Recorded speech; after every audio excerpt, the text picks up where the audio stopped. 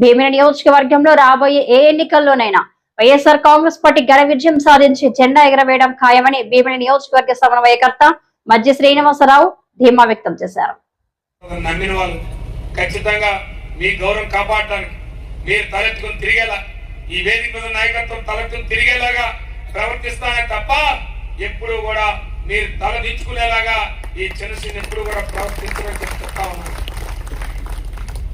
ఇవాళ ఎందుకంటే ఇందాక చెప్పారు చాలా విషయాలు, అనేక మన కార్యక్రమాలు చేసుకునే ఇబ్బందులు వచ్చాయి, పక్కన పెడదాం.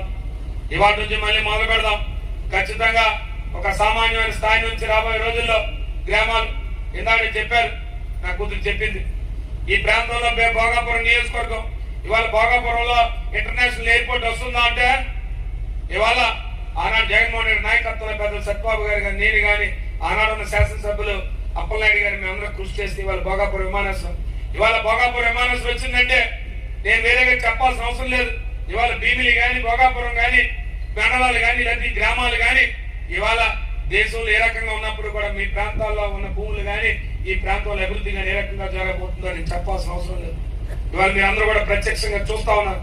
దానికి కారణం ఆనాడు కృషి చేశాం. ఇవాళ ఖచ్చితంగా చెప్తాను, నేను అనేక వేదికల ద్వారా చెప్పాను, ఇవాళ భోగాపురం విమానాశ్రయానికి రావడానికి జగన్మోహన్ రెడ్డి గారి నాయకత్వంలో మేమందరం కూడా కారణం అని చెప్పి బలంగా చెప్తాం. ఎందుకంటే ఆనాడు భూములు కోల్పోయిన వాళ్ళందరూ కూడా వైఎస్ఆర్సీపీ పార్టీ సానుభూతి పరులు. ఇవాళ 2700 ఎకరాల భూమి ఇస్తే ఈ ప్రాంతంలో దాంట్లో పెద్ద ఎత్తున ఎక్కువ శాతం భూమి వైఎస్ఆర్ పార్టీ సానుభూతి పరులు రైతులందరూ కూడా.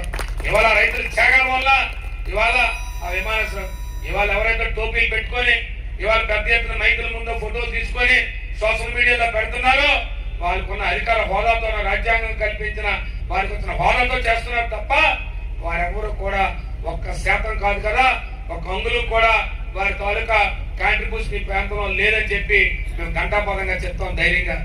ఇది ఈ ప్రాంతంలో ఎప్పుడైనా ఏదైనా చేస్తే తప్పులన్నిటికీ కూడా సెంట్రల్ ఆఫీస్ నుంచి మీకు ఫోన్లు వస్తాయి. సెంట్రల్ ఆఫీస్ నుంచి ఫోన్లు వచ్చినప్పుడు బాబు నువ్వు పలానా గ్రామంలో అవనా గ్రామంలోనో లేకపోతే మధ్యవలస గ్రామంలోనో నిన్ను పలానా గ్రామ కమిటీ అధ్యక్షుడిగా వేశారు, లేదా పలానా గ్రామ కమిటీలో నిన్ను వచ్చి ఒక సభ్యుడిగానో ప్రధాన కార్యదర్శిగానో లేదా ఉపాధ్యక్షుడిగా వేశారంటే ఎవరు ఇచ్చారు? మా పేషెంట్ ఇచ్చారు కానీ అడుగుతానులేండి అని అన్నారు అనుకోండి. వాళ్ళు ఏంటనుకుంటారంటే అయితే చంద్రశేఖర్ గారు కూర్చొని దగ్గర రాసినట్టు ఉంది తప్ప ఈ కమిటీలు ఏవి కూడా వాళ్ళకి తెలియజేయకుండా రాశారనే భావన వస్తుంది. ఖచ్చితంగా ప్రతి ఒక్కరికి చెప్తా ఉన్నాను, మరి కమిటీలు వేసే ముందు అందరినీ కూర్చోబెట్టుకోండి, వారికి చెప్పండి నేను ఈ గ్రామంలో పలానా కమిటీ అధ్యక్షుడు వేశానని, లేదా పలానా సభ్యుడిగా వేశానని, లేదు ఇంకా కావాలంటే మండలం ఇంకా ఎవరైనా ఉత్సాహం ఉన్నవారు ఉంటే వారి మండలాల్లో కూడా వేద్దామని చెప్పి మిమ్మల్ని అందరినీ కోరుకుంటూ మరి దీనికి సంబంధించి సుమారు 2 గ్రామాలకి 16 పంచాయతీలకు 8 మంది ఇన్ఛార్జీలు వేసాం. ఈ 8 మంది ఇన్ఛార్జీలు కూడా ఖచ్చితంగా వారు కూడా అవసరం అనుకుంటే కొంత సమయాన్ని కేటాయించి ఆ గ్రామాలకు వెళ్లాలని చెప్పి కోరుతా ఉన్నాను. అన్నవరం పెదనాగేపాలెం గురించి వెంపాల సూరిబాబు గారిని చెప్పాల సర్పంచ్ గారిని వేశారు. అలాగే చెప్పాల మూలకొద్దుకు సంబంధించి పొట్నూరు చంద్రశేఖర్ గారిని వేశారు. అలాగే రేఖవానిపాలెం తాళ్ళవలసకు వచ్చి దుర్గారావు గారిని వేశారు.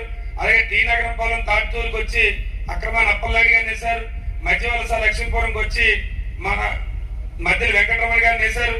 అలాగే సింగనమంద నారాయణరాజుపేటకు వచ్చి అప్పలరాజు గారి మధ్యవలస సర్పంచ్ గారిని, అలాగే మధ్యపేట దాకమరికి వచ్చి సమిట్ సిని గారిని, అలాగే బోడమట్టిపాలెం అవనానికి వచ్చి మంచి సూరిబాబు గారిని, అంటే 16 పంచాయతీ